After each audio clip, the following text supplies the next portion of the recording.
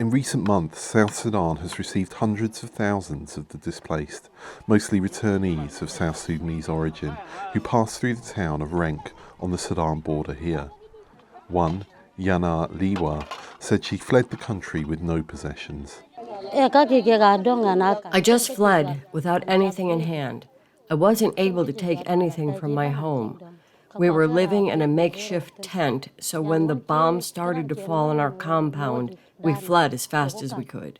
As thousands continue to arrive in South Sudan every week, Egypt, on Sudan's northern border, has effectively stopped refugees from entering the country. Initially, it allowed around 250,000 to cross its border, but a new rule in June required Sudanese to obtain a visa to enter. Rights groups say this violates international standards, and onerous wait times for visas endanger those trying to flee. Abdullahi Halake is with Refugees International. Egypt is also experiencing serious economic crisis, and as a result, it is very, very careful in the number of people it's allowing in. And I think this is where, countries like the United States need to lean on Egypt and the UNHCR to ask the Egyptian authorities to allow the Sudanese to come in. But that is not enough. He added that donor countries must increase humanitarian funding to Egypt if they expect the country to begin taking refugees again. Other Sudanese neighbours, including Libya and Central African Republic, have their own security problems, and few are seeking refuge in either country. Fleeing to Eritrea on Sudan's eastern border would be an even worse choice for those seeking to escape the war, according to Eritrea Focus, a UK-based human rights group. The government is known as one of the most authoritarian and isolated regimes in the world, sometimes referred to as the North Korea of Africa.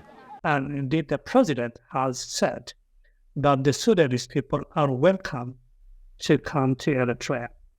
How many Sudanese have actually taken that offer is unknown. And why would anybody want to seek refuge in Eritrea? As international aid groups are not active in Eritrea, it's unclear whether any Sudanese refugees have arrived in the country. But even for those who have managed to escape, like Bokra Hassan Abdallah, who recently arrived in Chad, the difficulties do not end. We